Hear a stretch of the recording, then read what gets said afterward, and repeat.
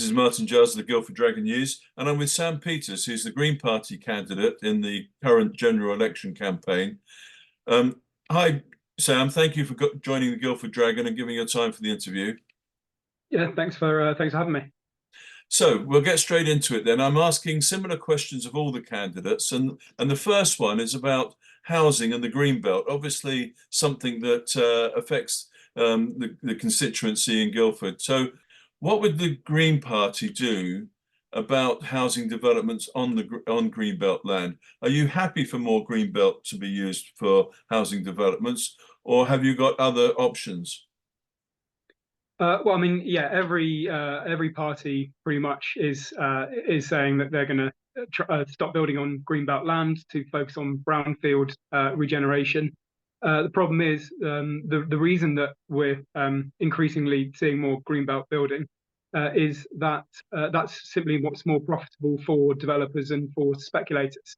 Rather than regenerating, it's easier to just clear a site, plonk a load of houses on there, and very frequently to not include proper transport links or safe walking and cycling, no facilities, no real community. And quite often the houses that are there are again those which are profitable for developers. That's very large houses. They're not actually meeting the needs of local people, and they're certainly not meeting our sort of environment and nature criteria either. So really where the Greens differ is that we will change the fundamentals of housing and planning so that we can focus on local need and also genuine affordability, not the developer and speculative profits.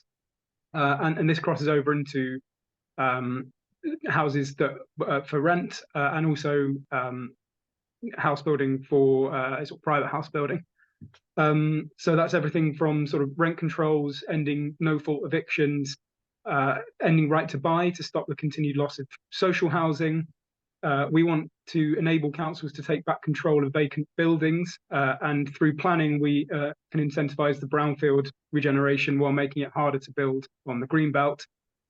We will also make it so that you see so often developers saying, well, we had all these plans and we were going to build so-called affordable housing, but now it's suddenly our sums have changed. It's no longer profitable, so we can't do that. Firstly, affordable under the current definition means 80% of market rate, which is frankly as unaffordable as market rate for the vast majority of people. Average market rate, isn't it? Yes, yeah, yes. For the area and the type of house, yeah. So we fill the local need.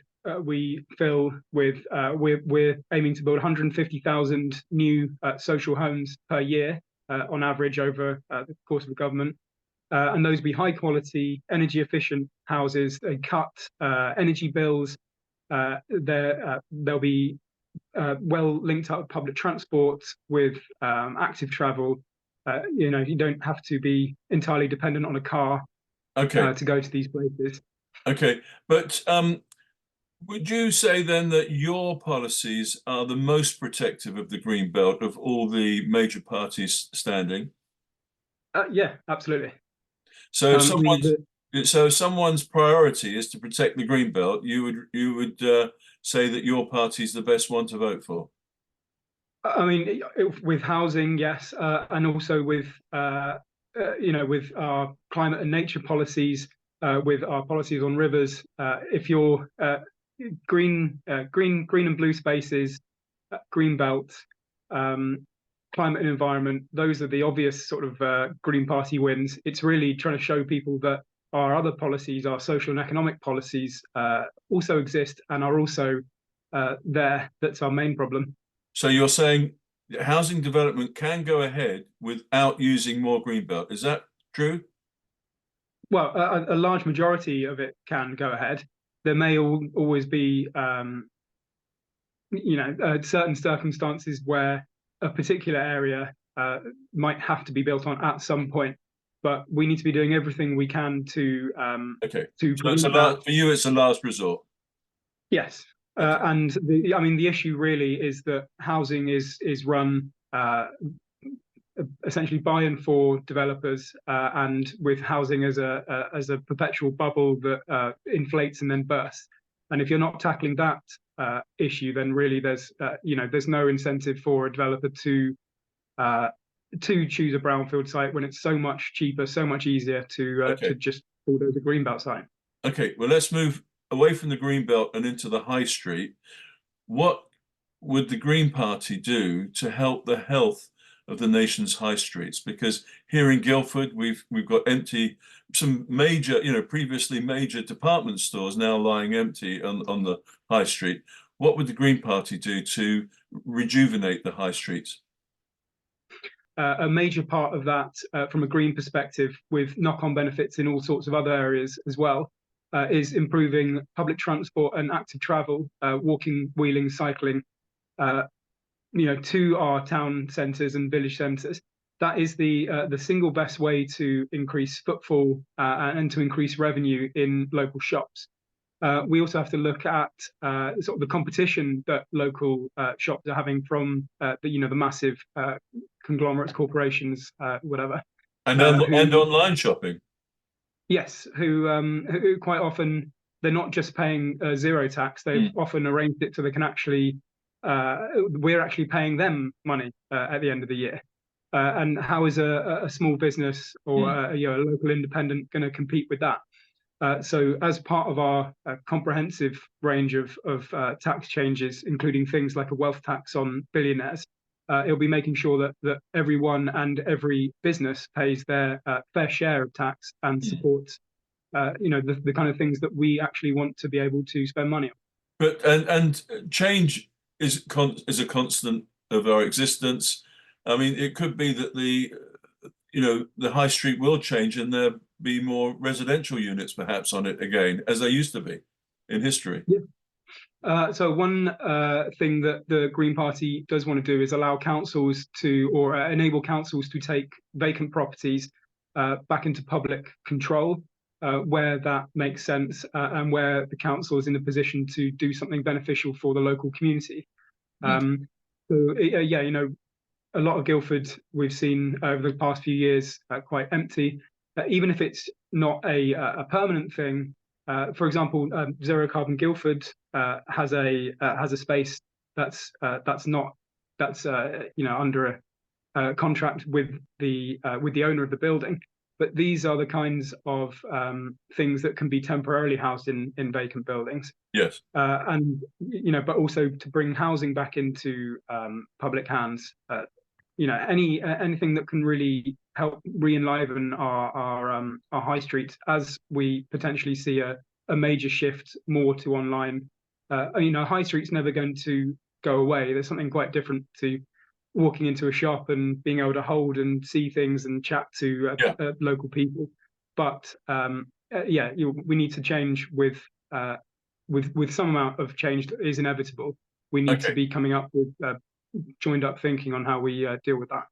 And of course, related to high street shopping and even online shopping is the cost of living. And Surrey and Guildford is an affluent area compared with many other parts of Britain. But just because it is an affluent area doesn't mean to say we haven't got areas of deprivation and people that are on much lower incomes who are struggling at the moment. What would the Green Party do to make life more affordable for those on lower incomes? So even in Guildford, we've seen 30% of people are worried about needing to use a food bank in the next year. A quarter of renters have missed at least one payment over the last winter, and nearly half couldn't afford to turn the heating on. And over half, 52%, have said their mental health has worsened due to the cost of living crisis. I volunteer pretty much daily at the community fridge at Zero and with other food aid groups, and we see families with both parents and full-time work, people with multiple jobs, saying that they're struggling to afford the basics. So we've got a range of sort of tax and benefits and works policies to address this. We're the only party promising a wealth tax that will be on 1% on wealth over £10 million and 2% over £1 billion, and that will bring in £50 billion a year to support spending on public services, on tackling poverty and inequality, for example. On the sort of the more sort of work side, we benefits and work side, we will scrap the two-child benefit cap, which has pushed child poverty to record levels. We'll set a £15 minimum wage for all, not just 25-year-olds and over. 88% of people at the recent government consultation supported this. We'll also bring in sort of an increase in universal credit of £40 a week, and ultimately we look to replace the current enormously wasteful benefits system with a universal basic income, although that will be further down the line. And things like childcare as well. 35 hours free childcare from the age of 9 months is our policy. All these things are very possible. It's political will that's holding us back from this, not the ability. Well, there's some interesting observations that your personal observations there about some of the people that are struggling in Guildford. Thank you for that, and a long list of proposals that your party has then to tackle that. Now, what about migration? It's a sensitive issue, but do you think the current level, which is running at unprecedented levels, do you think that's sustainable? Net migration running at around 700,000 people per annum. Well, I think the issue that many people have with immigration is the impact on public services, particularly in London and the southeast, which compared to the rest of the country are have much denser populations.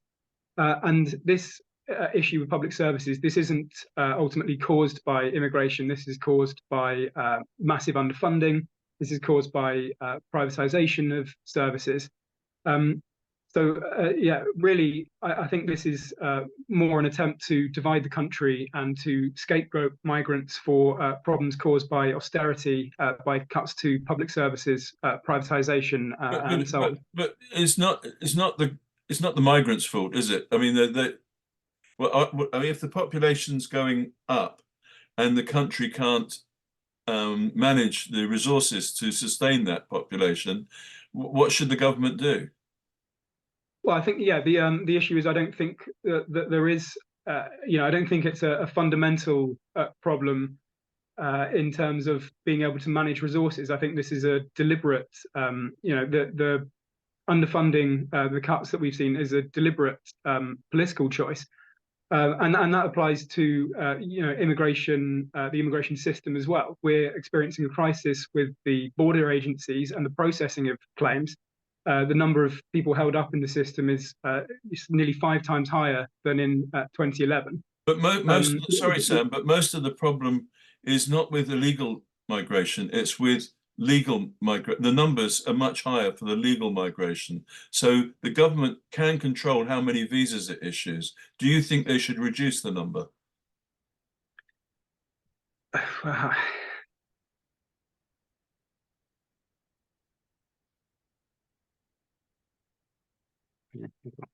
Or you haven't thought about that? No, I haven't. I haven't thought about that particularly. I mean, we have more of an issue in London and the southeast because that's where the vast majority of funding is being pushed, and therefore that's where the jobs, that's where the opportunities are, and that applies to everyone, whether they're born here or they've come here.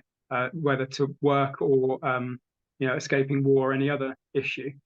But would your party put would it put a cap on the number that should be allowed in or not? Well, we'll have to wait for the manifesto, which comes out in a couple of days. Okay. I think for sort of whether there's a set number. Okay. But I think the real issues here are cuts to public services. It's investment in the country not being shared equally between different regions, and these are ways that we can. Thanks. Now, where of course it's causing actual loss of life is in the Channel with the small boats coming across from France. What would be your preferred solution to that problem? So I mean, the loss of life we've seen in the Channel is really appalling, and so is the attempt to sow more division and to sort of politicize the border agents who are essentially it's been suggested at times that they should let people drown or not help these Not people by who are. anyone in government, though. I mean, that's just more. Well, I'd say Suella Braverman has definitely more than Okay, implied it. right.